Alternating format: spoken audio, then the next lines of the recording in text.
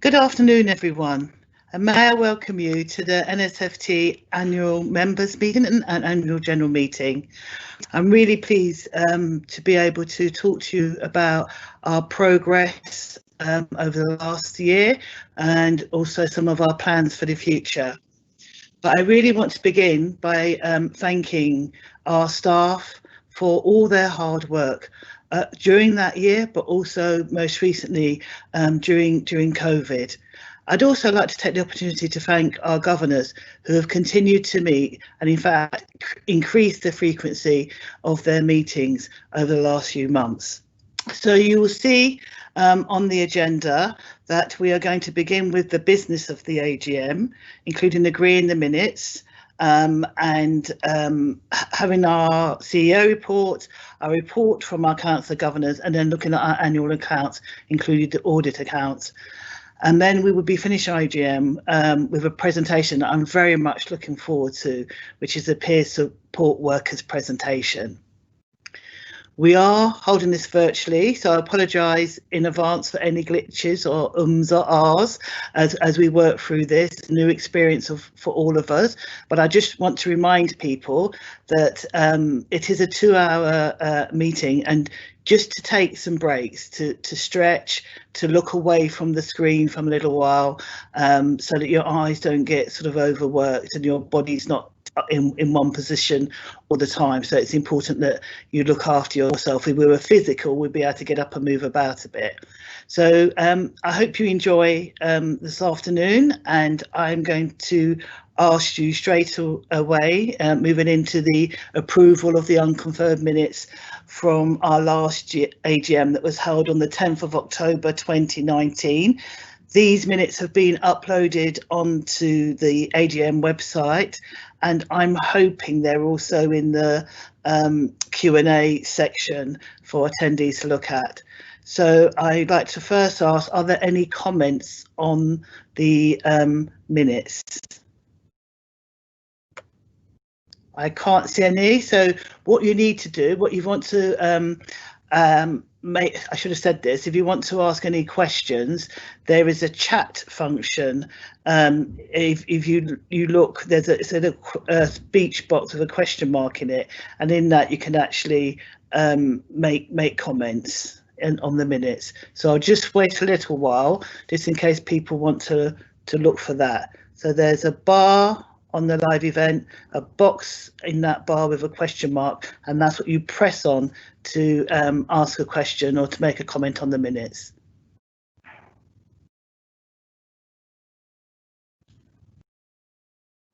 Right, I can't see any, so I take it that those minutes are now confirmed. Is everyone happy with the confirmation of the minutes? Again, please add to the live event if you're not. Live event question and answers. Okay, thank you. So those minutes are approved, and we will be publishing them in accordance with the Freedom of Information Act. I will now move us on to the Chief Executive report from Jonathan Warren, our Chief Executive. Jonathan.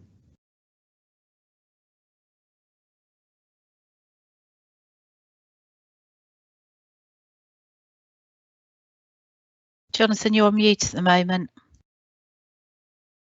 Sorry, thank you very much. Schoolboy error.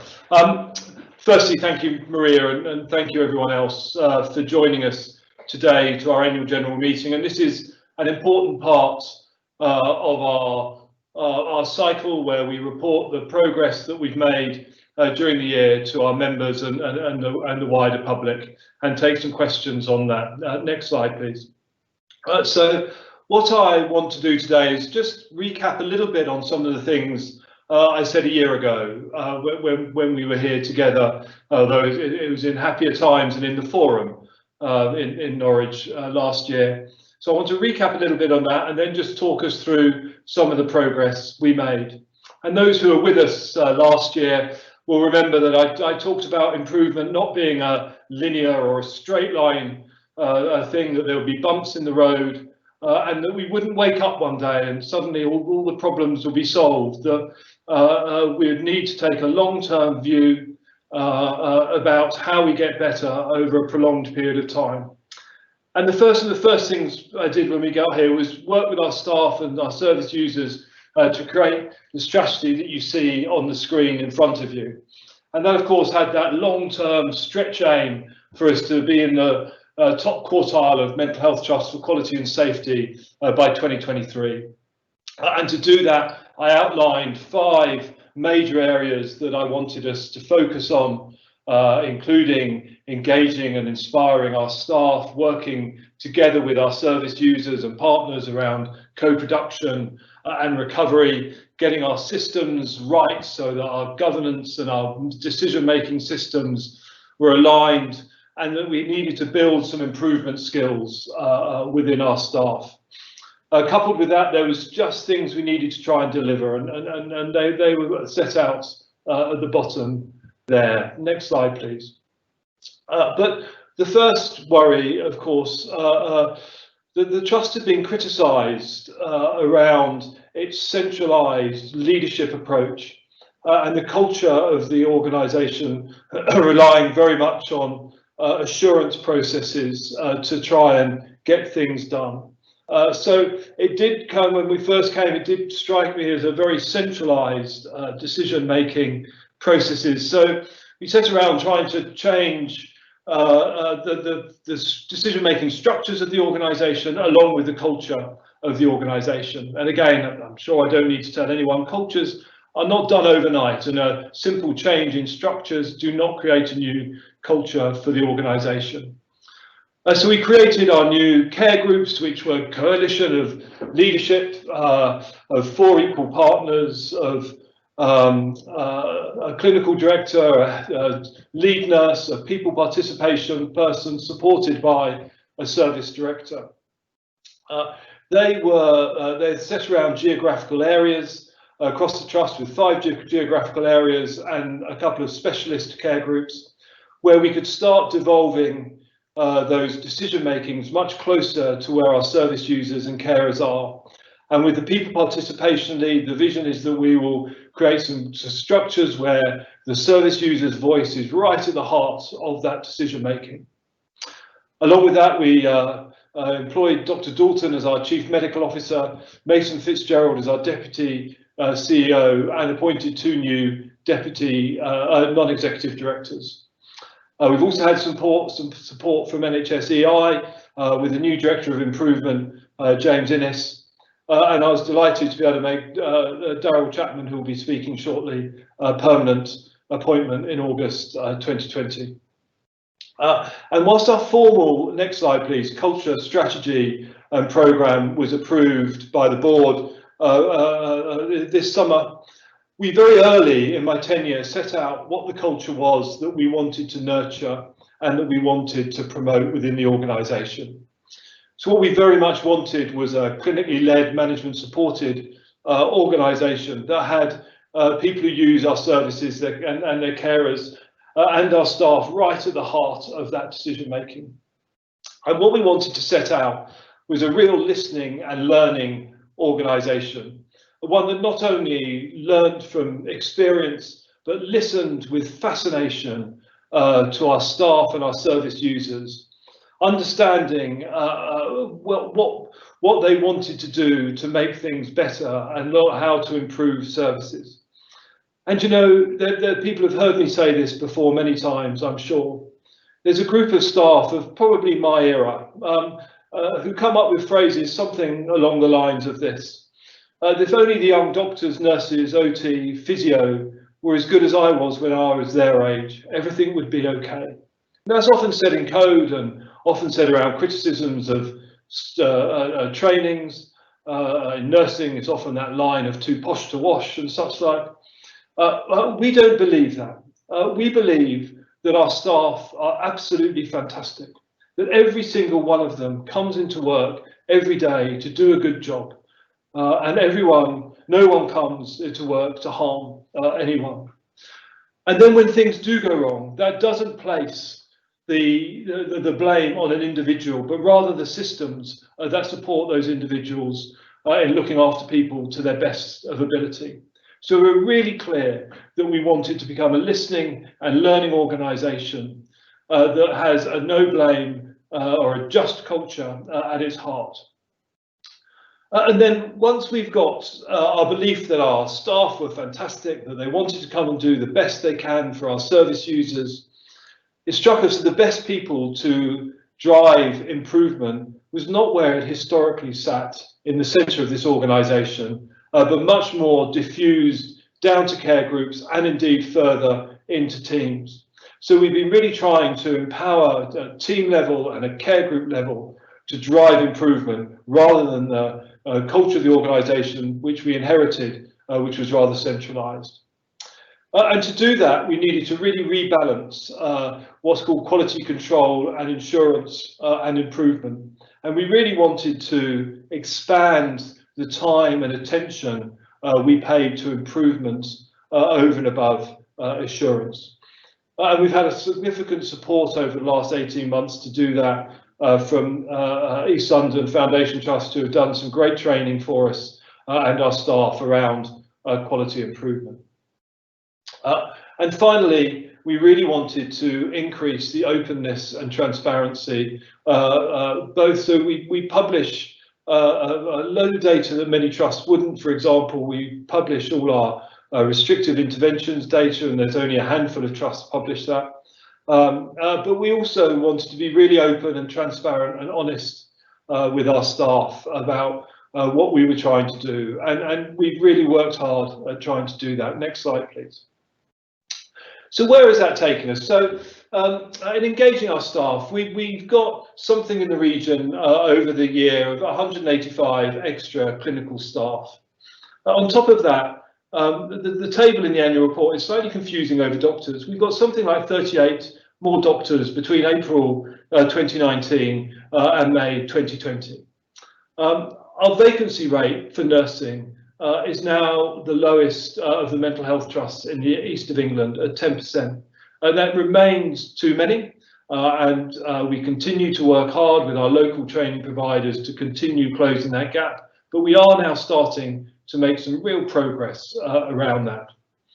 And in terms of staff engagement, we've seen some significant movement around our medical engagement and around what's called our staff survey. It was repeated over the summer under the auspices of the COVID staff survey. And that's showing some real early signs of increased staff engagement and increased morale amongst our staff. Next slide, please. But of course, one of the reasons for wanting to improve staff engagement and staff morale is that we know that a happy workforce equates to better outcomes for our patients. We've been working hard on a number of areas around this, and I'll just highlight four briefly. We've been working around our access and waiting times, and particularly around some of our long waits. And we're starting to show some early but consistent improvement around that in all our areas, pretty much. There's a couple still outlying, and I'll come back to those shortly. Our IAPT recovery rates remain above target and still going well, even through COVID. Our people participation roles are really coming to their own now. People have been working at different speeds, understandably, being such a new role, but they're really starting now to have an impact in getting that user voice at the centre of the decision making of the organisation. And our community patient survey results, the CQC survey that goes out to our community patients, has us at around mid-table currently. Now that's not in the top quartile where we aim to be, but it's solid performance. Next slide, please. And in terms of service developments, I've listed four here, but there's a few that aren't listed that I want to mention as well. Very much over the year, we focused on our crisis services, our home treatment services, and our liaison teams, expanding those, along with some initial investment in our early intervention teams, which we've continued. We've opened the 24/7 crisis line, and we've opened 16 beds on the Helsden site. We've refurbished totally Samphire Ward and opened that, and we've created a standalone Suffolk Early Intervention Service, which was so important for people with early psychosis in Suffolk. And finally, we secured about £38 million of national funding for the redevelopment of the Helsden site. So as many of you will know, some of the wards on the Helsden site aren't as we would want them to be, and that also will give us 15 additional beds. As far as I can see, I think we're probably the only mental health trust to secure investment from the New Hospitals Fund that has been announced. I can't see any others, but there might be one in there. But that's really great news for the future of the services on the Helsden site. Next slide, please. So the CQC revisited us in October of last year. So by that time, we had really started, the care groups had only just come in to being, and we'd started to try and devolve some of the decision making, and some of those newer services that I've described were just coming into being. The CQC described us as having improvements in almost every area of the trust, and we achieved a requires improvement rating, which, whilst one up to where we had previously been rated, is not where we want to be going forward.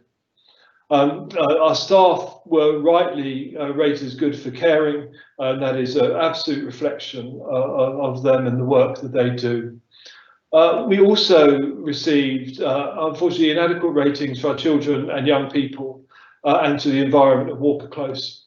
I can report today that the Walker Close is due, one of the bungalows is due for reopening in October 24th, being refurbed, and the second one will be shortly after Christmas. They'll be completely refurbed. And we've been working really hard with our Children and Families and Young People Directorate, along with our Improvement Director, to make things better in those services. And again, we think we're making really good progress on that. But let's see when the CQC are due to return sometime soon, we can see what their view of those improvements will be. Next slide, please.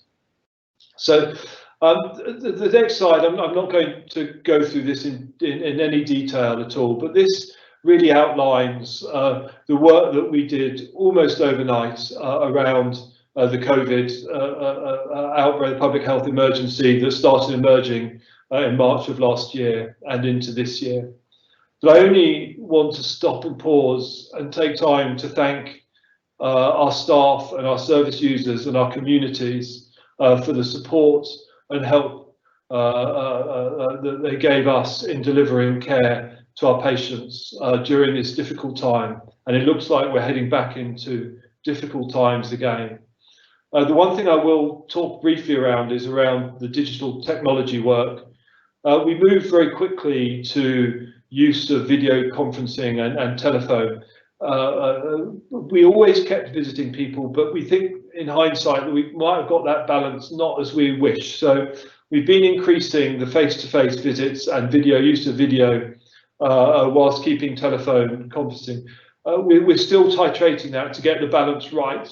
It has enabled us to do increasingly numbers of contacts of our patients, which many of them, about 70% have said is really welcome and helpful. But there are a significant minority, about 16%, who really feel we haven't got it right for them during this period. And we're trying to titrate that now to get it right. Next slide, please.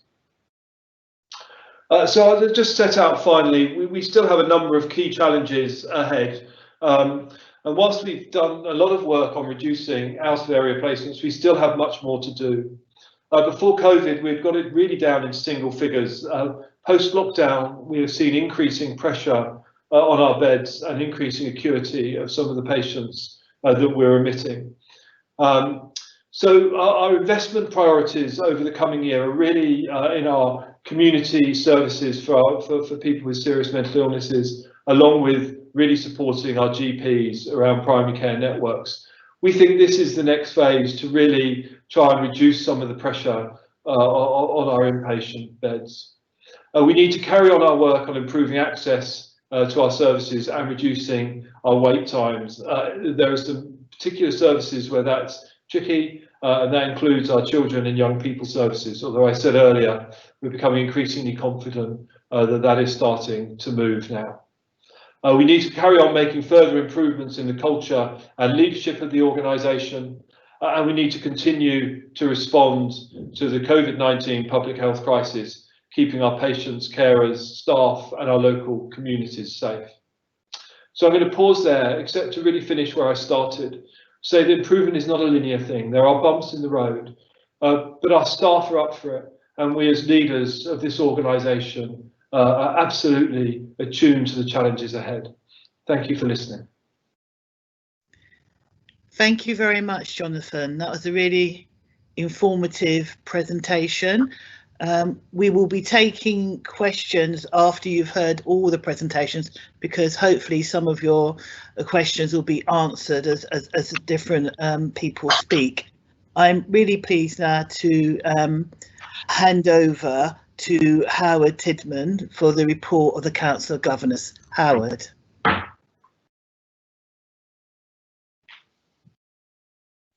Hello everybody, thank you for joining us this afternoon.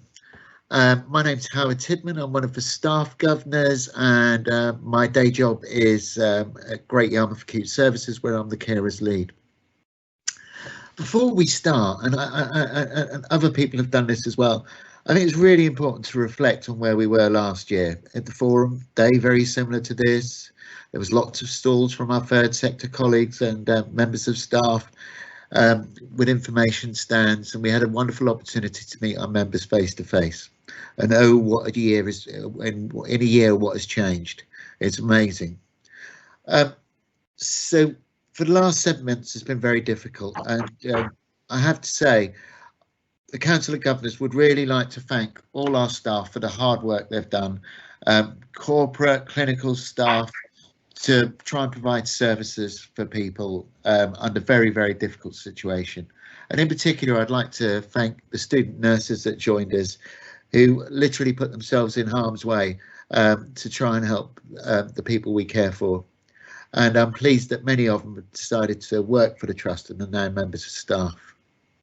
So the Council of Governors would like to thank all the staff. I asked the annual general meeting to note this report. Slide 2, please. So you may be aware, and hopefully you attended one of our annual plan members events in January and February. We used the feedback from these events to help shape the Governor's priorities for this year. The Governors have met many of the teams within the Trust and listened to what the staff have to say. And the past 2 weeks, the Governors have again been visiting many of our corporate teams digitally. And it's been an absolute pleasure to see them and see what they're doing. And we've worked hard for this year's election, because we're now in a new cycle for the Governors, to promote diversity on the Council of Governors and also encourage younger prospective governors to come forward. And at our last meeting Monday, where we saw some new prospective governors, there was a very diverse group of people there, so that was lovely to see. New slide, please. So we talked about the annual plan members meeting, and from that the members said to us that effectively they had 8 priorities, and they've become the Governor's priorities. So the Governor's priorities were reflecting what the members said. Access to services, as Jonathan just said, is both adult and children and families and young people services is a priority for the Council of Governors. We're pleased that James Innes has joined us, who's our Improvement Director. I'm really pleased that he's come up with a realistic plan with milestones to improve children's, families and young people services and waiting lists. So we know and we have a timescale in which to turn around and see improvement. There has been some improvement generally in access and waiting lists, so we're pleased to see that. Staff recruitment and retention well-being is particularly important to the staff governors, and it's one of the keys to us, we believe, to tackling the waiting list and improve the quality of care the Trust gives. COVID-19 has highlighted the impact of health inequalities, and I'm proud that the Council of Governors has worked with the Trust to look at this problem and is working with the Council of Governors for the best way to make an impact on this. Indeed, even prior to COVID-19, the Council of Governors, much anticipated, annual members meeting last year, this year, hopefully next year, is called Closing the Gap, which looks at how we can improve the health of our service users and so that it becomes the equivalent of their peers, and help generally reduce the health inequalities that our service users face. Improving the culture within the trust, reducing discrimination and bullying is a major priority for the Council of Governors. We've been promoting co-production to deliver services that meet the needs of our service users and carers and enabling the trust to produce services that meets the needs of those who use it.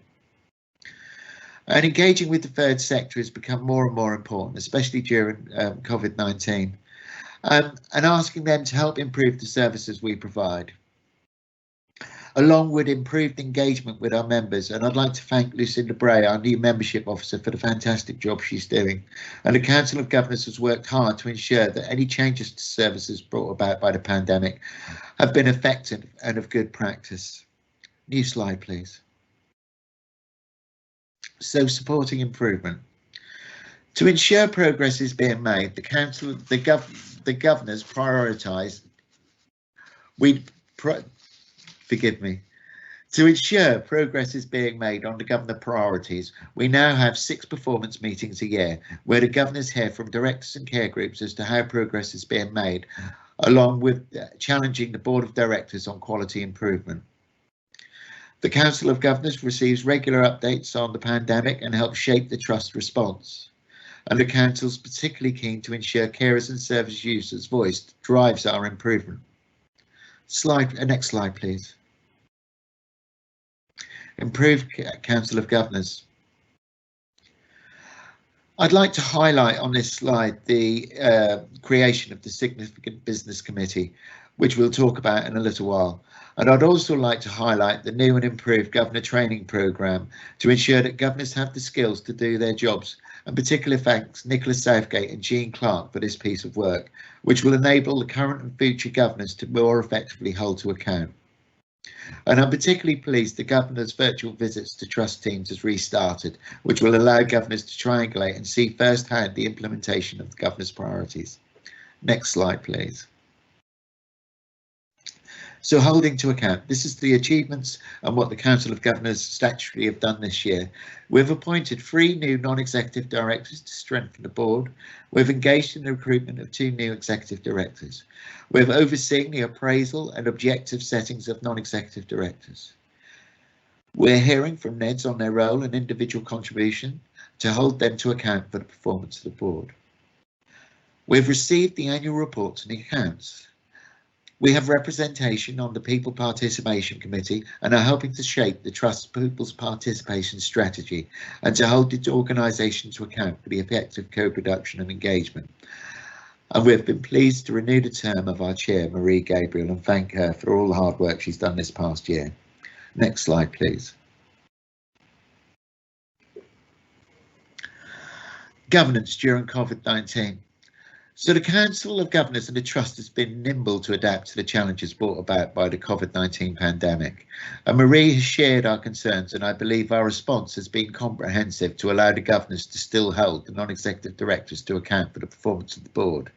I'm in contact with lead governors from other foundation trusts, and I honestly believe that we are in a much stronger position than many of the other foundation trusts with regard to governors throughout the country. So I think this was one area we are particularly leading in. Next slide, please. It's constitution changes. We've had a review of the Constitution and this has been approved by the board and the Council of Governors. And one of the important changes is a change to significant transactions.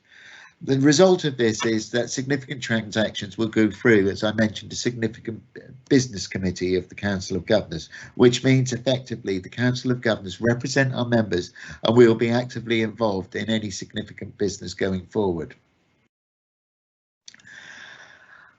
So, the changes the Trust and the Council of Governors are proposing is a transaction which increases or decreases the Trust's total income by 15% or above. A transaction which increases or decreases the total number of trust employees by 15% above, and a transaction which increases or decreases the trust's fixed assets by 15% of non-current assets, and a transaction requires public consultation or a transfer of services by 15% or above. Thank you so much for spending your afternoon listening to us. I do hope that next year we have this in person and we can actually see our members again. So thank you very much. Any questions I'll hopefully answer later. Thank you. Thank you very much, Howard, for that detailed report on all the brilliant work the Council of Governors have done during the year and the impact that it's having most recently. I'd now like to hand over to our Chief Finance Officer, Carol Chapman, to present our annual report and accounts.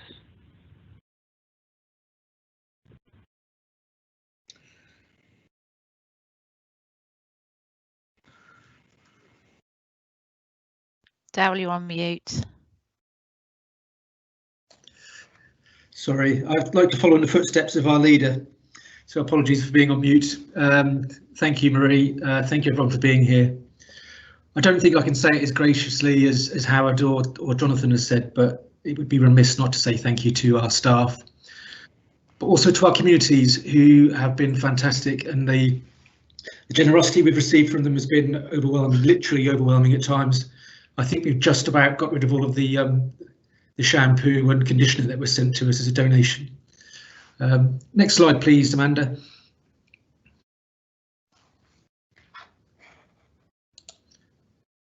Thank you. So I'm here really to just give an overview of our financial position for the year. The annual report has been available and has been shared on the Q&A on the links as well. So I'll just go through a couple of the headlines. We had an agreed plan to deliver a 0.2 million surplus. The surplus is actually to help out the rest of the East of England region, so a number of organisations were asked to help out, hence why we were aiming for a surplus rather than a break even. We actually delivered a 1.5 million surplus, which sounds ridiculous, but as per previous years, we were given a lump of money right at the end of the year, effectively just to bolster our bottom line, and in reality to create cash for us to be able to use in this year and coming years. So our actual final position is a 1.5 million surplus, but 1.3 million of that was this additional central funding, and therefore really we delivered our 0.2 million surplus as planned. But also worth explaining, and apologies for the acronyms, sometimes it's unavoidable. So our underlying deficit was 3.3 million. So that's after you take away funding that we received centrally to prop up our position. And this is true for most provider organisations. So we received £3.5 million of provider sustainability funding and financial recovery funding. And that's agreed at the start of the year in terms of our trajectory to recover to a break-even position over the next 5 years. So again, in line with our trajectory agreed with national and regional colleagues. And then just a couple of headlines in terms of numbers. So our cash position at the end of the year is 17.9 million. That's over £4 million more than the previous year. So we're in a fairly healthy position around cash at the end of the year. And our capital expenditure, so this is the expenditure on buildings and developments, was 8.6 million. And we'll come on to that on a later slide just to give some more detail around how that was spent. Next slide, please, Amanda. And just on this slide, just a headline of our income, the various sources of income we have. So almost 265.5 million pounds of income we've received as an organisation. A massive organisation when you think about it. And as you'd expect, over 3/4 of our income comes from our clinical commissioning groups in Suffolk and Norfolk. And that's predominantly for the funding of our secondary mental health care and our IAP services that we talked about earlier on. We then get an 11% chunk, so a big chunk from NHS England, who commission services directly, which includes our secure services, so our forensic services, our Tier 4 CAMS unit, so that's our children's inpatient unit over in Carlton Court, and prison services and a few other small services as well. But just so you can see, majority of our income is from either our commissioning colleagues in our 2 counties of Suffolk and Norfolk or from NHS England. Next slide, please, Amanda. And then the other side of the equation obviously is where we spent the money. So just under £264 million of expenditure, and this looks very similar every year when we come to this. 73%, so nearly 3/4 of our costs are staff costs, as you would expect.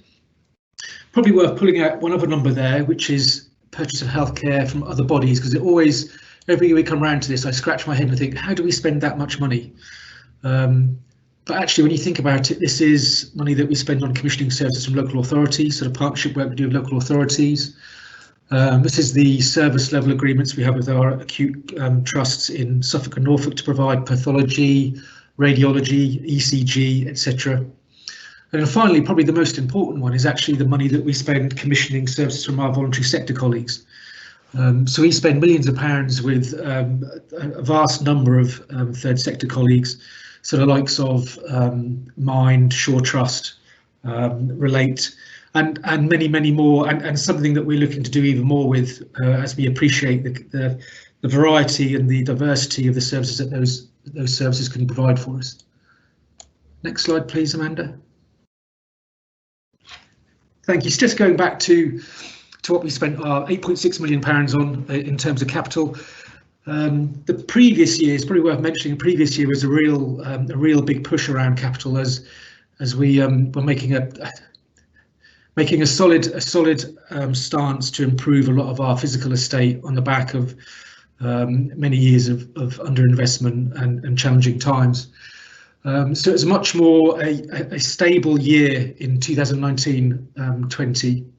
So the first one there is about £2.5 million of refurbishment of wards and community areas. So that was some things were as simple as ventilation and refurbishment works. We opened a new office for our early intervention services in the middle of Norwich, freeing up space in our existing children's estate in the middle of Norwich and St Stephen's. We also opened up a new IAPT base just outside Norwich. We talked about the additional beds, the Yare ward that we opened on Helsden site. There's work involved in upgrading that and also making it suitable for COVID cohort wards. And we also spent some money improving clinical space over in Northgate.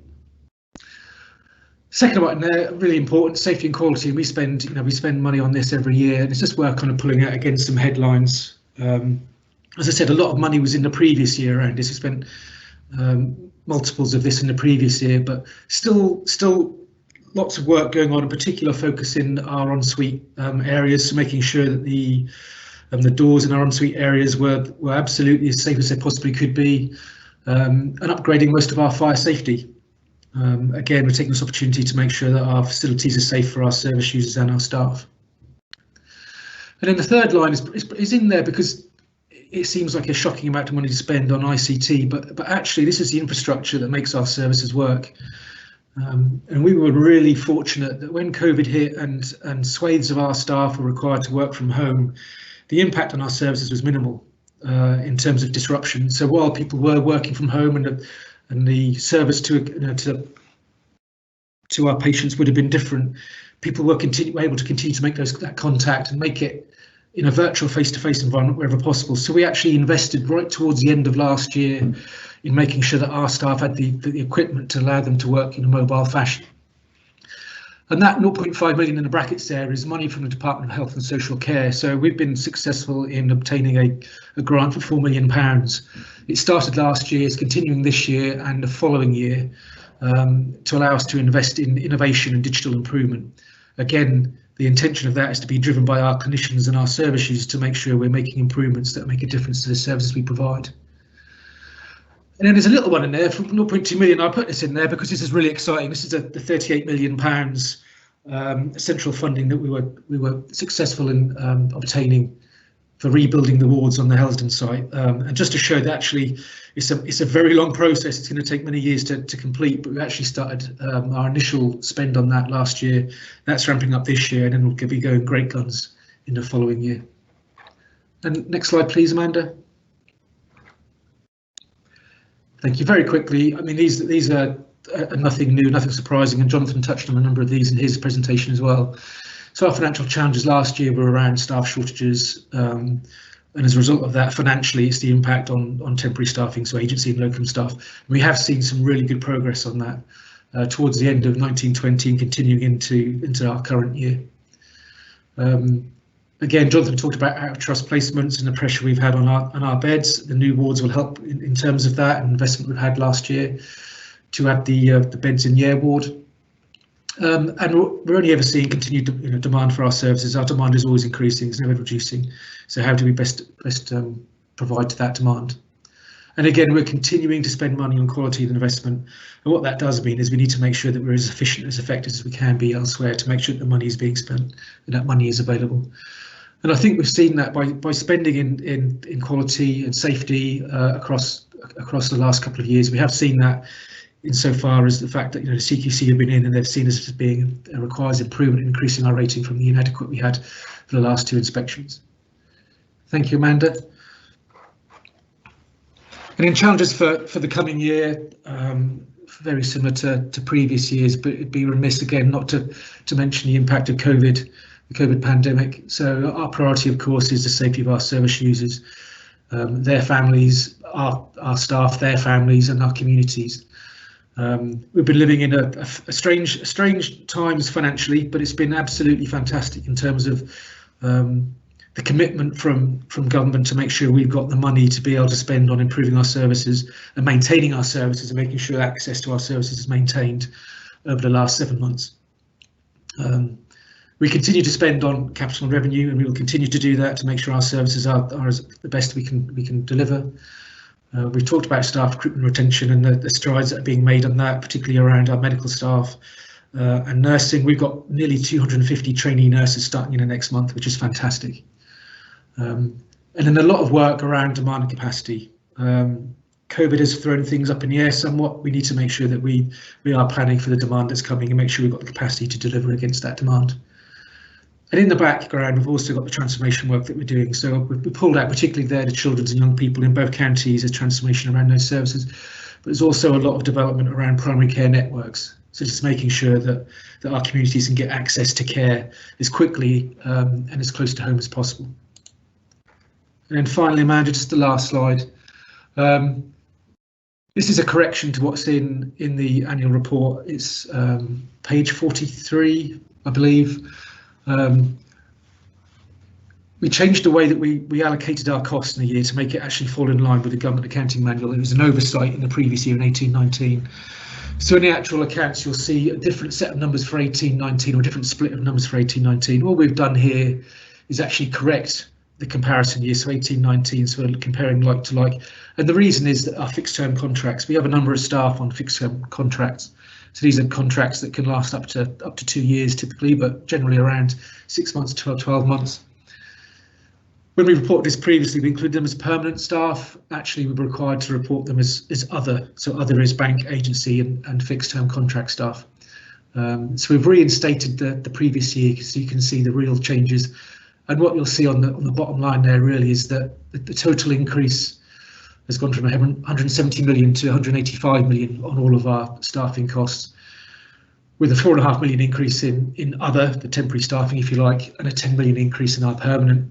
And some of that is just a reflection that we continue to receive investment in our services. And what you'll find typically towards the start of investment in a new service, you'll bring temporary staff in while we're going through a recruitment process. And as our services expand, we see that more and more often. But fantastic work from the teams to make sure that we are recruiting into the substantive posts. And I'll leave it there.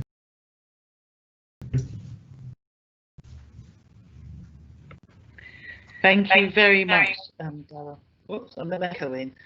So the next item is to report that we actually have formally approved the annual report and accounts. Can we take that slide down because they're not ready for that slide yet? So I've got to do questions and answers. The one for the peer support workers, because we've got a question and answers next on the agenda. Thank you. So we've so just to go back and say that the board have formally approved the annual report and accounts, and they have been laid before Parliament. We now have an opportunity for you to ask questions, and so I will pass to Mason, who's going to handle that for me.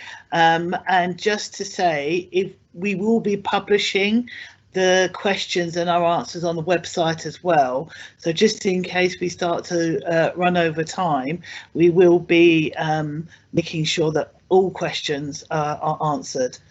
Mason. Thank you, Marie, and hello everybody. My name is Mason Fitzgerald, Deputy Chief Executive, and I will host some questions and answers over the next 15 minutes. So do type away your questions in the chat box, and we will answer as many as we can. We do have a few submitted in advance, so we'll take those first. And I'll ask my colleagues to come in and answer those questions. There are some quite detailed questions. I won't read them out in full, but try to capture the essence of the questions and then proceed with the answers.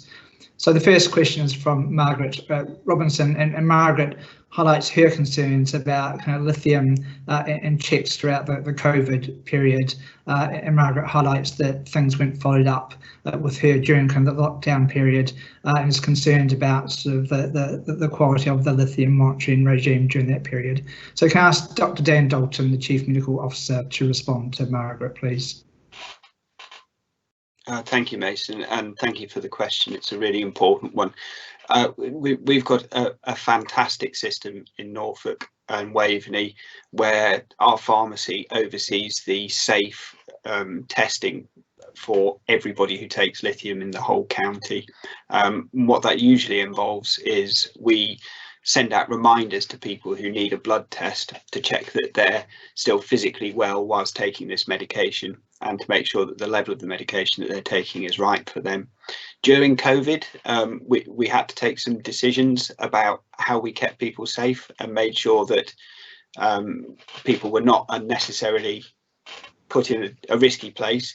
And the advice from the National Specialist Pharmacy Service is that we could delay some people's blood tests for lithium by up to 3 months. And we thought that was the right thing to do.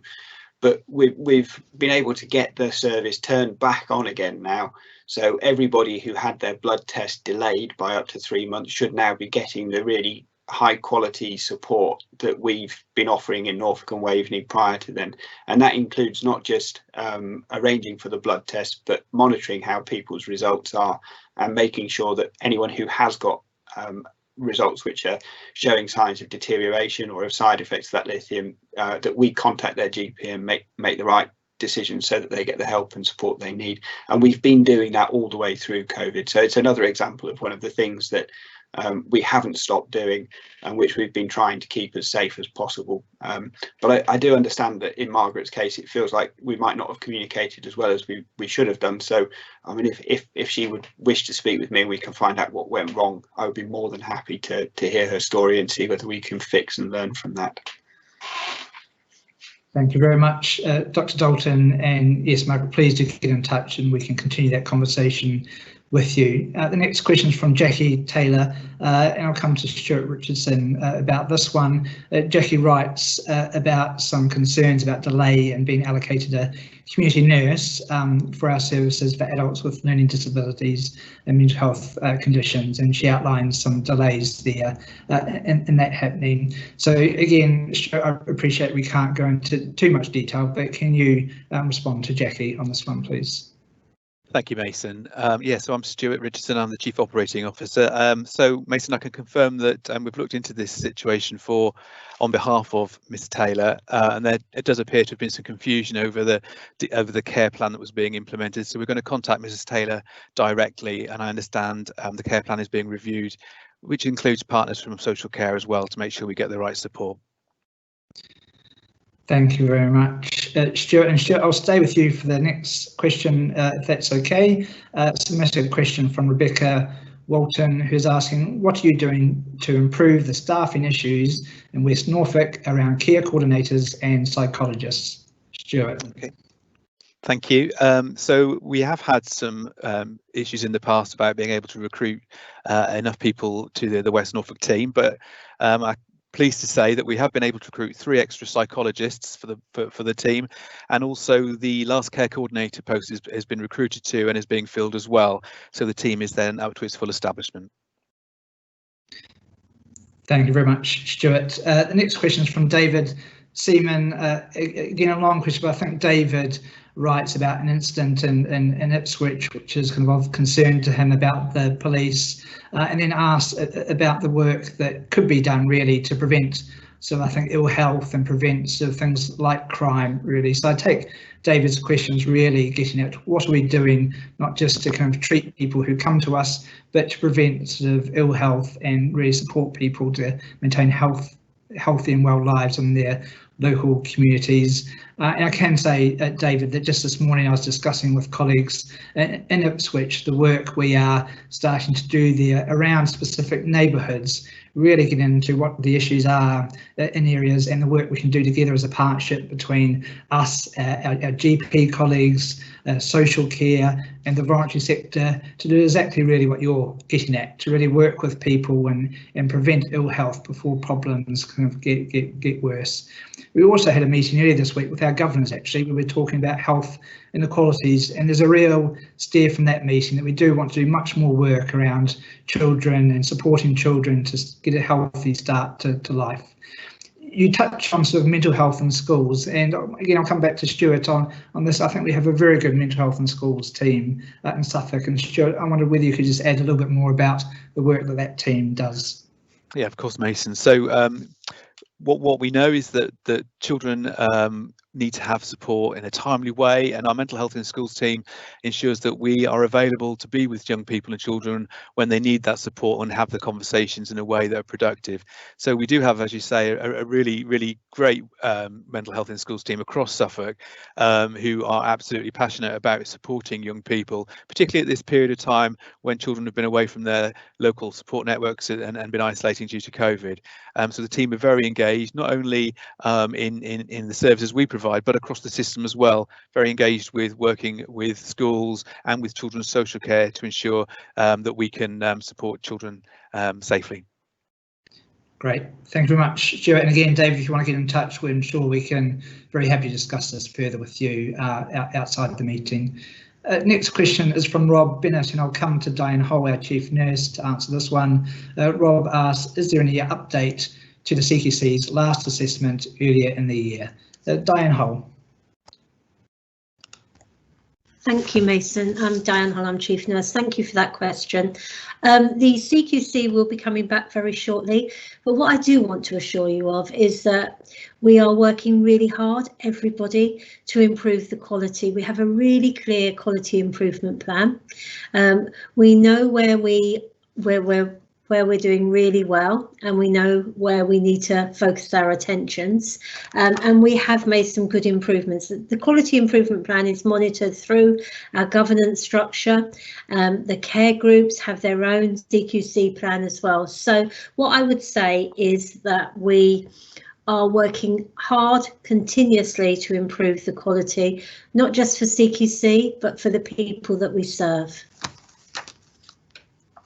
Great, thank you very much, Diane. Diane, I'll stick with you for the next question, and then Stuart may add some things as well. Questions from Dinah Morley, and it's very nice to see you here, Dinah. The question is, what is done to ensure that BAME and Eastern European people can access the trust services appropriately? A really important question, particularly in light of COVID and some of the inequalities we know are happening at the moment. So Diane, can you start off with this one, please? Yeah. Thank you, Mason, and thank you for the question, Dinah. It's something that we feel very passionately about. So for us, it's really important that that there's real equality, and that we acknowledge that some people might struggle to access services, and we've got to think how we connect with them. We had a fantastic presentation the other day around some of the work that wellbeing services are doing and how they're going out into communities, promoting early intervention, early detection, and thinking about how we make our services more accessible. We've also got a really vibrant and wonderful staff network who are also feeding us ideas and suggestions around how we make sure that we're really open and that we promote equality. I don't know if Stuart has anything to add. I think What I would add, Di, is that obviously, as Jonathan mentioned at the start, we need to improve and want to improve access for everybody into our services at the point when they need them. And as you say, we need to make sure that groups who perhaps in the past have struggled to do this have the extra support that they need. One of the ways that we're achieving this is by ensuring that we work closer with our local alliance partners in different parts of the trust to make sure that it's not just a focus straight from us. So working closely with our GP colleagues, our social care colleagues, but most importantly, the voluntary and social care groups and communities where people feel that they can talk and congregate. So we're very much ensuring that we have access and support to those. And we're also currently undertaking a review of people who do access our services to make sure we can identify any particular groups or areas where we're not reaching those people, so we can make sure that we plan to do that. Great, thank you very much, Stuart. And Diane, I'll stick with you for the next question, which says there's been lots of talk about retention of staff. However, I've seen no evidence of this, what you're actually doing. Stuart, this was a real focus of some of our quality meetings with our care group teams over the last couple of weeks. Really, so do you want to talk about some of the things that the care groups are doing to retain staff? Yes, thank you, Mason. So it's absolutely essential. We've talked here before about how in the past we've had some difficulties retaining staff, and what we've done is listened very clearly to those people who have left us, but also people who are thinking about moving on, about what will be important to them and what makes them want to stay with the organisation. And people are really clear. They want to be able to do a good job, they want the tools to do that job, and they want the support to do it. Our focus is very much on making sure that people have access to the right levels of clinical supervision and training and development, but also, if they are concerned, that they can speak up about that, but most importantly, that we listen and we do something about it. So I believe that we are beginning to see the benefits of that. We have a workforce who are very positive about the future, who want to stay with us and work with us all together to improve the services that we provide. And we're beginning to see some positive aspects there in relation to people staying with us. Great, thanks, Stuart. And I think we heard some really practical things that care groups are doing as well to really kind of support people, staff through those really crucial first few weeks and months. You know, meeting with senior leadership team and other things really. So lots of work happening, but more to do as well. Next question will come to Dr. Dalton. The question is, how does NSFT support vulnerable residents in the community and the impact upon the wider community, particularly in terms of liaison and responsiveness for when vulnerable patients suffer an episode and may not be able to self-identify that they need help? Dr. Dalton. It's another really important question and a difficult one to give a short answer for. One of the things we learned during COVID was that we needed to think in advance about who the people we know are who needed extra support and attention, and we spent a lot of time with our clinicians working out what the kind of things were that we should look out for so that we can really make sure that we pay the most attention to the people who we think need our help most. But there's also something really important about where we're going now. So our vision is that we're going to start working more closely with GPs and more closely with voluntary sector and charity organisations to make sure that we can help to find the people who need help and support rather than waiting for them to come for us. So I think what's really positive is that we've got great services for people to access. We've got really good things like the first response line that people can use to contact us. What we need to do now is make sure that people know we're there and that we know who they are so that we can get the help that they need. Right, thank you, Dan. And Dan, I'll stick with you for the next question, and Stuart may want to come in on this as well. So, Chris, a while ago, the Trust tweeted about a new rehab service. What is happening with this? Dr. Dalton, can you give us an update? I can. Yeah, so this is so important. We know that we need to offer a really good service to people with severe mental illnesses who are not managing or coping well with the services that are currently available. And the mainstay of that has to be that we build a really strong set of community services for people with complex mental illnesses. And that's a thing that we know we need to invest more money in and time and effort. So we've got a plan to do that, which means getting some clinical leadership and some experts by experience together to really make the services work well so that people who have the most complex needs can get the help they need. There probably is going to be a need for us to think about some inpatient services too, But the real key for us is to start building that community team, and we've identified some money, we've got some project support in place so that we can start making that happen. And I think probably we will be telling a very good story soon about how we're starting to make a difference with people's lives. Thank you very much, Dr. Dalton. And we seem to have run out of questions, and we are run out of time as well. So again, for anyone else out there who's got questions you didn't get a chance to ask, all right, I'm pleased to get in contact with the team afterwards, and we're very happy to follow up on those conversations and answer more questions outside the meeting as well. But I'll hand back to Marie Gabriel. Thank you, Mason. I want to take the opportunity, now we've concluded the business section of the AGM, to actually thank the board of directors for the progress that we have made and their dedication to continue on our improvement journey. Thank you all very, very much. I would now like to introduce two of our peer support leads. I'm really excited about this section of the AGM. I'm excited about all of it, but particularly this section. So I'd like to hand over to Tanya and Amanda to tell us all about peer support workers and the work they do. Thank you, Tanya and Amanda. Thank you. Thank you, Marie, for inviting us to speak today to help us celebrate our peer support workers and the valuable job that they do. My name's Amanda Green, and I'll be joined in a moment by Tanya Florence, and together we are the peer support leads for NSFT. We'll also be joined later on in the presentation by one of our peer support workers, Lucy, who will talk directly about what it's like to be a peer support worker. Next week, you will be able to read the stories of a few of our wonderful peer support workers as we celebrate Global Peer Support Day, which this year falls on the 15th of October. But today we would like to talk to you about the incredible journey this trust has been on since we started employing peer support workers back in 2014. Back then we had 18 identified posts, 14 based in Norfolk and 4 in West Suffolk. Currently we have 50 posts in secondary mental health services and 32 in wellbeing service. And we'll talk more about where they're working in a moment. But first, next slide, please. What is a peer support worker? They're people with personal experience of mental health problems who are trained and employed to work in a formalised role in support of others in recovery. The peer support worker role involves developing mutually empowering relationships and sharing experiences in a way that inspires hope. Next slide, please.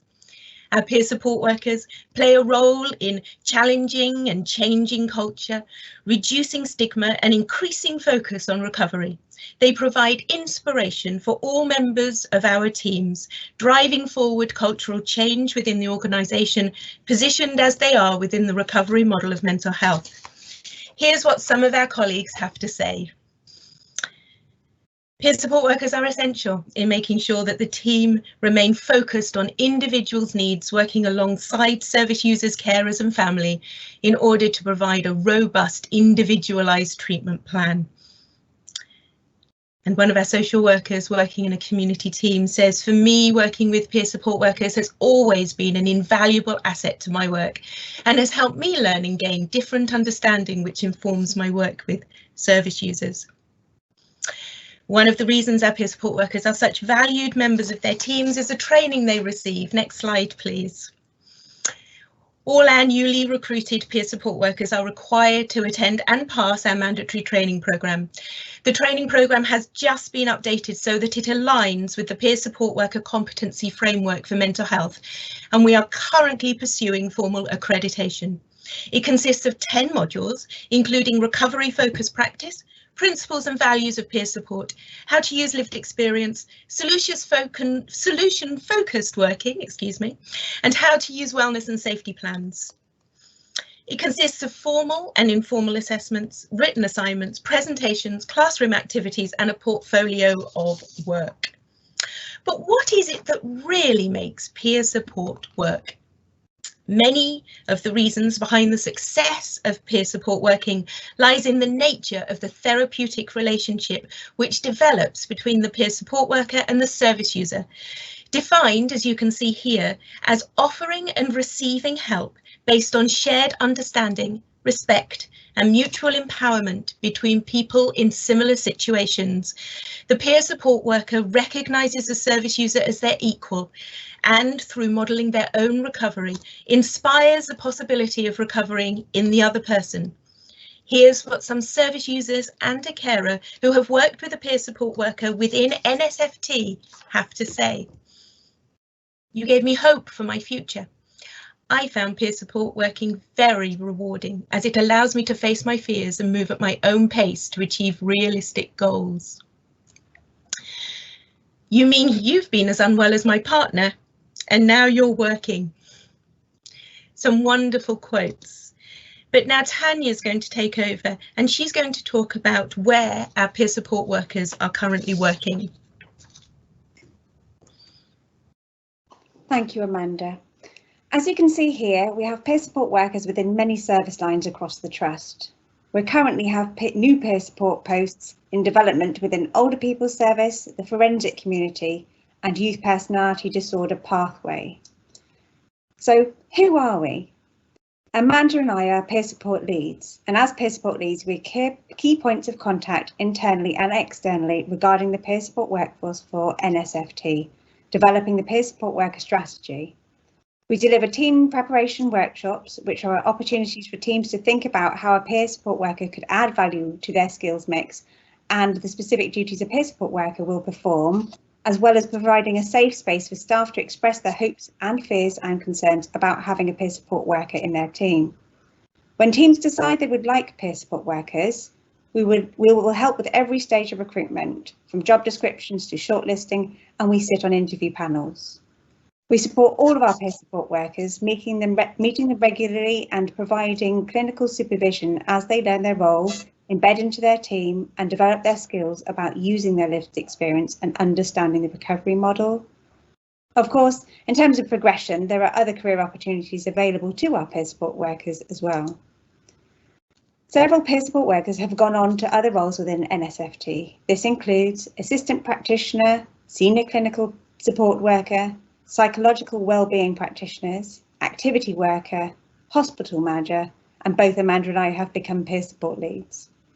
Others have used the opportunity to further develop skills and experiences and use these to secure alternative employment or further education outside of NSFT. However, as there is a lot of investment in our peer support workers and we'd like to keep them working in the NSFT, remaining within the principles and values of peer support and the recovery model, which many of our peer support workers say that they would want to be able to do. With that in mind, we're currently developing a Band 4 senior peer support worker role. This role will bring enhanced knowledge and expertise to teams gained from significant experience of working as a peer support worker. They will take the lead in embedding recovery values within the team, wider health system and community, and can act as an ambassador for recovery for the Trust with their external agencies and partner organisations. With supervision and support from us as peer support leads, the senior peer support workers will support and supervise an agreed number of Band 3 peer support workers. This is a great opportunity for progression for our Band 3s and one that we as a Trust are very excited about. We are learning from some of the larger mental health trusts who have successfully developed a career pathway for peer support workers, so we can gain from their experiences as much as we develop more opportunities for career progression within NSFT. Anyway, so what are our future plans and aspirations? Thank you. Into 2021, our plans and aspirations include to develop peer support workers in all clinical teams, including acute services, forensic services, CAMS, youth services, and older people service. To progress with the development of and establish the senior peer support worker roles within teams. To explore career progression pathways beyond Band 4 and to include lived experience practitioner roles from Band 5 upwards. To develop and embed the volunteer support roles within teams and to pioneer the National Peer Support Apprenticeship. And there's more. To achieve accreditation for our peer support worker training course, as Amanda mentioned, and to work with existing staff in the workforce who may wish to use their personal lived experience to support service users in a recovery-focused approach and develop and facilitate a training programme to support them in doing this. Finally, to work towards transforming the workforce to incorporate respect and value the use of lived experience, to improve service user outcomes, embedding the philosophy and culture change across all areas, including those such as governance, education, finance, HR, so not limiting to clinical areas or recovery college. As you can see, we have a lot of exciting work ahead of us, and as we continue to develop peer support within NSFT. If you would like more information about peer support work, our updated report will be available on the peer support workers page of the NSFT website. However, I'm really excited to say it's now time to hear from our peer support workers. We'd like to share a video with you where they talk about what the role means to them and how it benefits our service users. You'll also get to hear from Sam, one of our service users, who reflects on her interactions with Diane, her peer support worker, and the impact it's had on her recovery journey.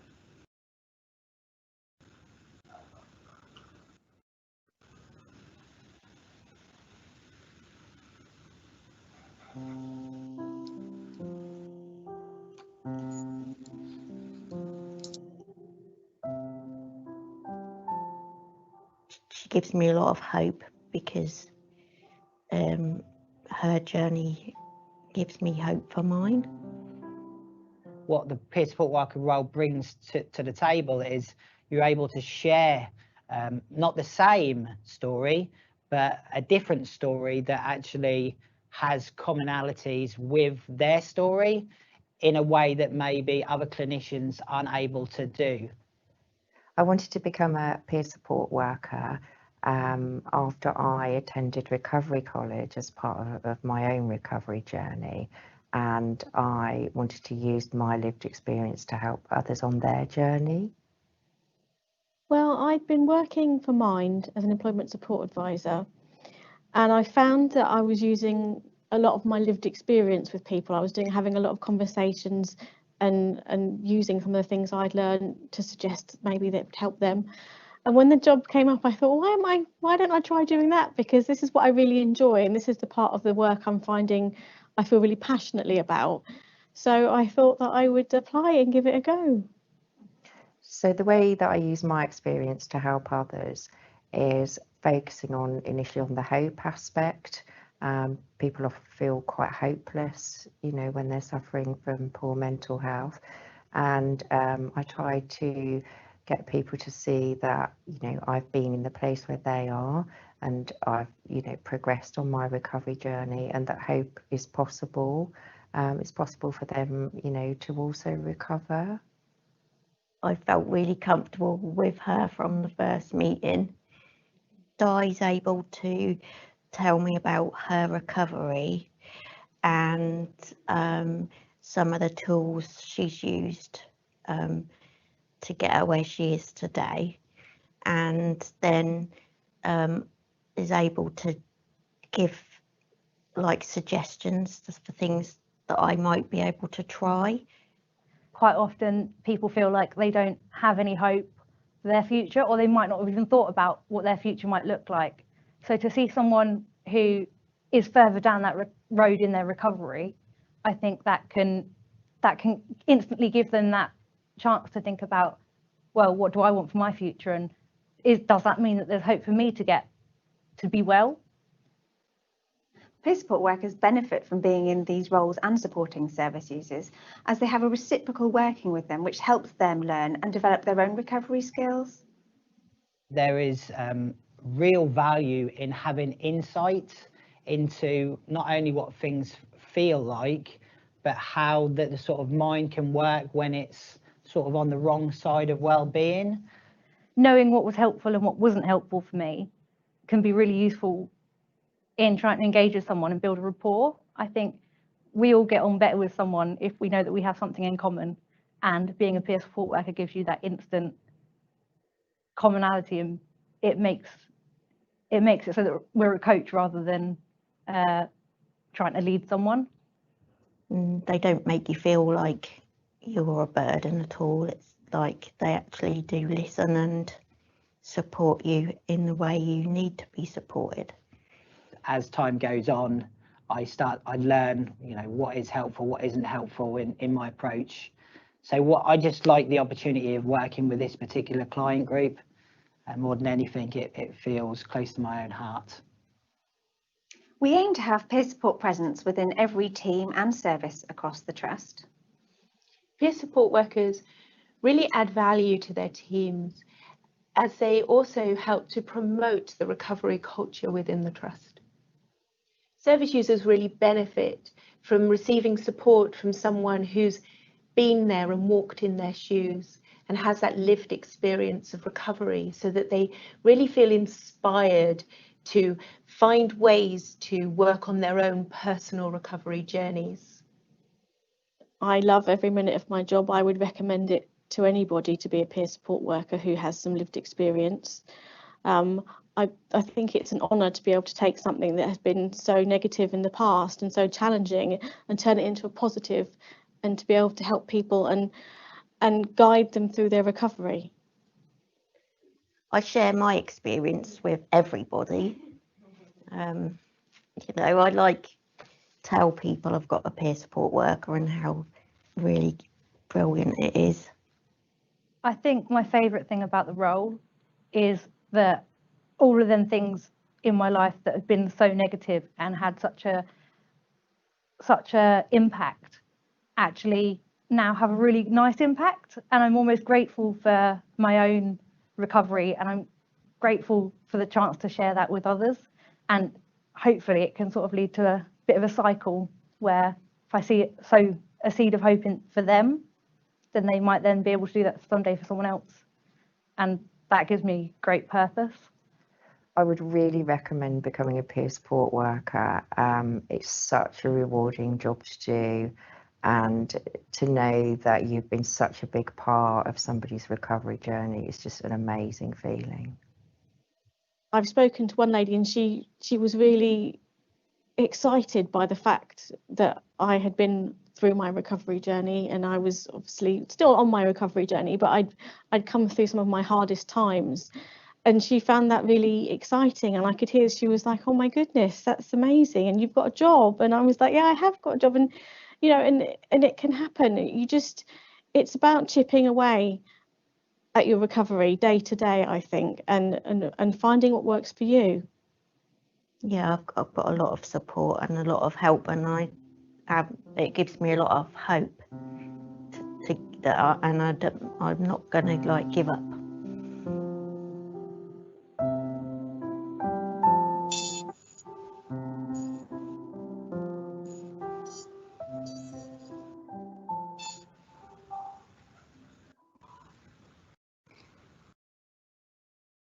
We'd like to thank Sam and the peer support workers for helping us make that video.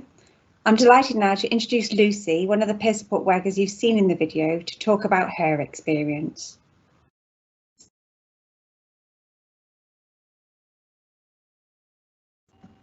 Hello. Yeah, thank you, Tanya and Amanda, and thank you for showing that film there. I think that's really lovely, isn't it? So I just wanted to expand a little bit on my own experience of being a peer support worker. And in the film we talked quite a lot about hope, so I sort of want to start there. So I feel hopeless. This is a phrase that is so familiar to me in so many contexts now.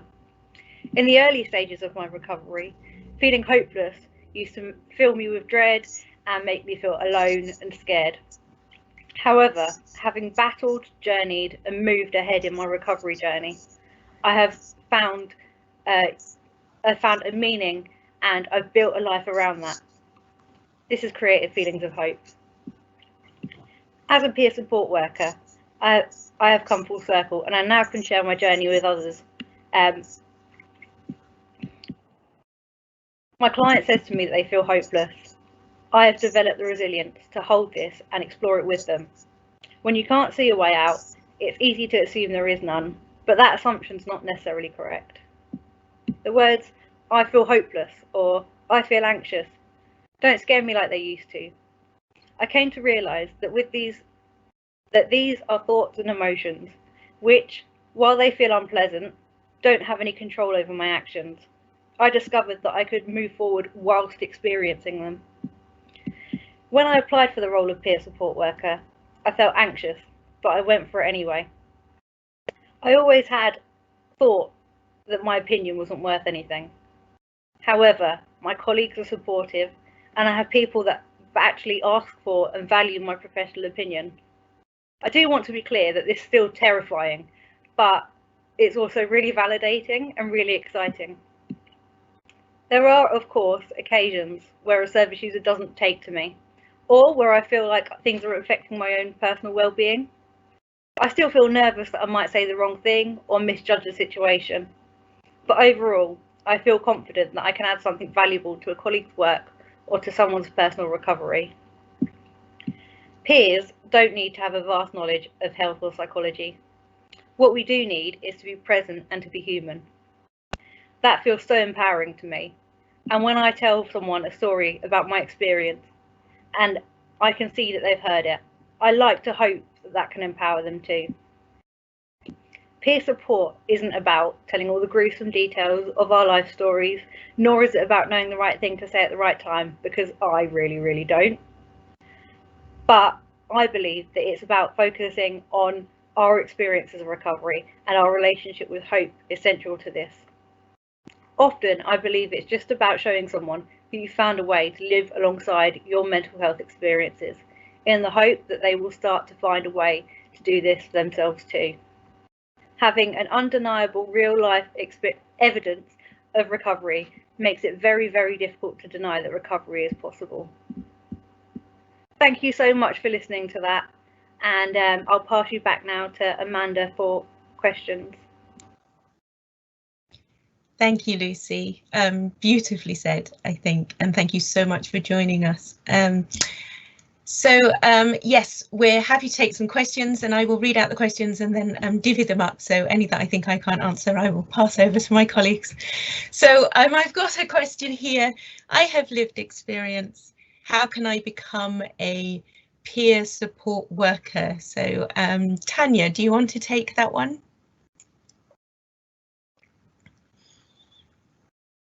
You need to unmute your mic, Tanya. Techie again. Yes, to become a peer support worker. Peer support worker roles are advertised on Trust and NHST job sites, just alongside any other roles. So if you want to become a peer support worker, then we advise you keep an eye on those sites for the roles that are then coming up and apply to those specific teams. There are a number of things that we would hope that you would be able to do to become a peer support worker, such as have lived experience of mental health difficulties and have gone through a recovery journey that you can actually use to support other individuals. So that's what we would look for. But yes, keep an eye out on the job sites for the roles that are coming up.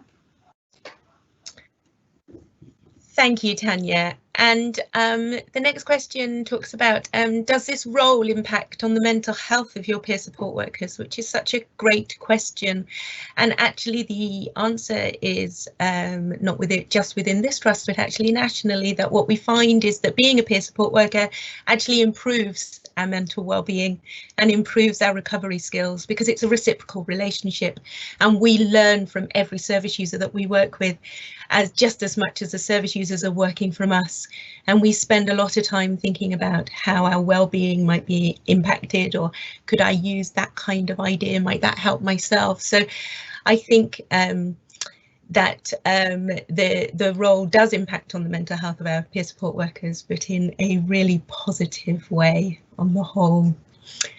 The next question I will pass over to Tanya to answer, although I don't know if you'll be able to answer in numbers, but you might, because you're much more organised than I am. It says, how many peer support workers are there in East and West Suffolk, and how many are men and how many are women, and which areas do they work in, and are there plans for new appointments? Thank you for handing that over to me. Lots of questions all in one. I can say that at the moment we're around about 54 peer support worker roles across the trust. Quite a few of them are currently under recruitment. 7 of those are within peer support roles within Suffolk, and there are 2 new roles, so that would make 9 altogether that have just come into early intervention in psychosis service. We are planning on expanding our peer support workers numbers within the Suffolk area and to balance a bit better across Norfolk and Suffolk. I can tell you that we employ both male and female peer support workers, can't attest to the exact numbers. Areas that they're currently working in are on our acute services, so in wards within Bury St Edmunds and on Ipswich area, in our rehab and recovery service, emotional wellbeing hub, and our youth team, in addition to the early intervention in psychosis areas. So we do our best to actually get peer support workers in all sorts of different roles across different areas. I hope that answers the question. Brilliant, thank you. And I'm going to ask Lucy to take the next question, which is around peer support workers in youth services, which we mentioned in our report. Are they too young? And how do you support them in their role at such a vulnerable age? Lucy, you'll need to, yes. Hello. So first off, I suppose I'll start by saying that I am youth, if that's what we call it. And I think that actually age, although it plays a factor, it doesn't necessarily reflect on your maturity or your recovery. So somebody who's 18 might have gone through a whole lot more recovery and have done a lot with their mental health than someone who might be slightly older.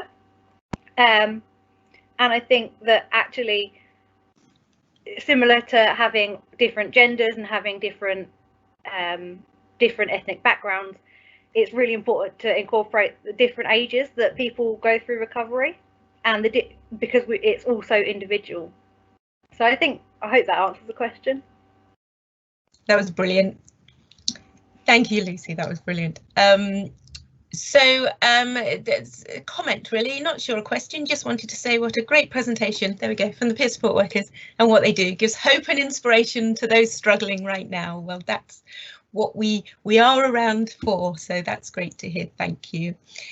There is a question here about what diversity is there among the peer support workers, BAME, I can't even say it, like to meet people from their own ethnic group, and certainly that's a challenge. It's a challenge when we're recruiting, and is something that we possibly need to look into as to at recruitment stage, why are we not attracting more people from our ethnic diverse kind of groups.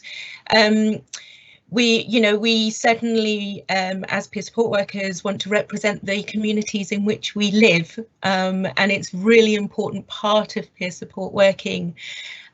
So we would absolutely welcome more applications from BAME, and if there's anything that we can do in order to kind of help to encourage applications from that group, then do let us know, and we will gladly work to make a more diverse population.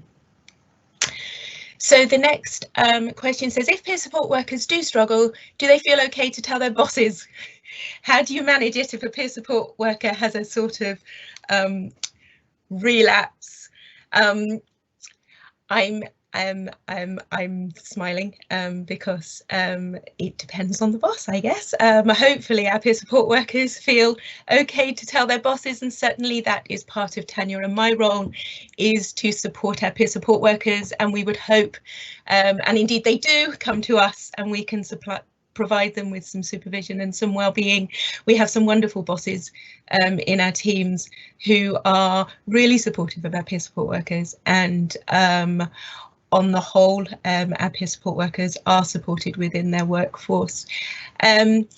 How do we manage if a peer support worker has a sort of relapse? I guess that it's the same as we would manage any kind of staff wellbeing. We do work with our peer support workers and encourage them all to practice wellbeing. And in fact, I believe that our peer support workers are kind of ninjas at wellbeing, because we have to do it in order to maintain our recovery, and we've had to think about it and do it with intention. And so I think that often what we find actually, and certainly when I was in my clinical team, I found that I was the go-to person for the rest of the staff group to come to talk about their well-being, because we are thinking about it and living it alongside our recovery. I think I haven't got any more questions. So if there's no more questions, I would like to say a really big thank you for inviting us to speak to you today. We are, as you can tell, rightly proud of the peer support workers in our trust. And I will hand you back to Marie. Thank you, Amanda. And actually, we are, as a board, rightly proud of our peer support workers. And thank you, Tanya, Amanda, and Lucy, for brilliant presentations. That was excellent, and really showed the work and the impact. So thank you very much. We do have an additional question that is actually not about peer support workers, but I would still like to get a response, and I think probably Dan's the best person to provide a response. So we've got a question from Nick about learning from serious incidents. So I think we could talk a bit about how we do learn from serious incidents, but particularly in relation to Peggy. Would you mind responding to that, Dan? Thanks, Marie and Nick. I mean, I know I've said it before, and it is on behalf of all of us. We're so sorry for your loss, and I know this must be hard for you and your family at the moment. So we're really determined that nobody should have to travel miles and miles to access care that they should be able to get near to home, and we're absolutely determined that nobody should have an experience like your mother-in-law had, and we have looked in depth at what happened with Peggy, who died in circumstances that none of us would like to think of any of our relatives having to experience. So, you know, we've determined that nobody, particularly no one who's frail and older, should ever go to an out of area placement again without one of the executive team and a consultant psychiatrist saying that that's the absolute only thing that can be done for them. And we've absolutely determined that nobody who is more frail should be the person to travel long distances. So, you know, we need to make sure that we think first about anyone who's going to travel long distances and make sure that they're physically fit and well. So we're doing a checklist before anyone travels to hospital now, so that their physical health is put first and foremost, because it's not okay that we don't think about these things. We've absolutely determined that we need to do everything we can to support people to be able to access beds near to home when they can. So if that means we need to have some difficult conversations about having the right beds in the right places and the right skills, then we're going to do that, because ultimately people travelling out of area, as Jonathan has said, is not okay. We have to do everything we can to say that that's not the right thing. And part of that's about working with people who undertake mental health act assessments to make sure they know that the right thing to do is for people to be able to get care close to home. So we've done a lot of reflecting and learning and thinking about the fact that we need to, you know, make sure that the most vulnerable people can get care close to home at the right time, and we're determined to make sure that we don't let something like happen to Peggy happen to anyone else again. So we've learned. It doesn't give you any comfort to bring her back, but I am deeply sorry about what happened. Thank you, Dan, for that explanation. There were some questions that appeared on the chat, which are personal questions, so we can't publish them in a sort of public meeting. But I can assure you that we'll get back to the individual who asked those and provide you with an answer. But we just wanted to respect individuals' privacy. And all the other questions, as I said, we are publishing them and our response on the website. I don't think, therefore, we have any other questions. I'm looking at Mason to nod or shake his head for me. Right, thank you. So I'd like to sort of move to close the meeting by saying thank you. My thank yous first to our our comms team, who've done an absolutely brilliant job in interesting circumstances in putting this virtual meeting together. I'll be pleased, and sort of Howard, it may want to pick up the governors for any feedback on how we could have made this better. I'd also like to thank the board of directors, and particularly people who have presented today, for their presentations and their information, and for all those who answered questions. And finally, but importantly, I'd like to thank all the people who have attended today, who have asked questions, and actually our members who have participated in all sorts of events throughout the year and really helped us on our improvement journey. And thanks to our service users and carers who continue to make us a better trust. Thank you, everyone. I hope that next year we can all be together and we can have all those additional conversations, which I really do enjoy, in addition to the presentation, the questions, answers. When we're all together, we're able to have these face-to-face conversations on the margins of the meeting, which really help, and us as well. Thank you, everybody, and enjoy the rest of your day. Thank you. Bye-bye.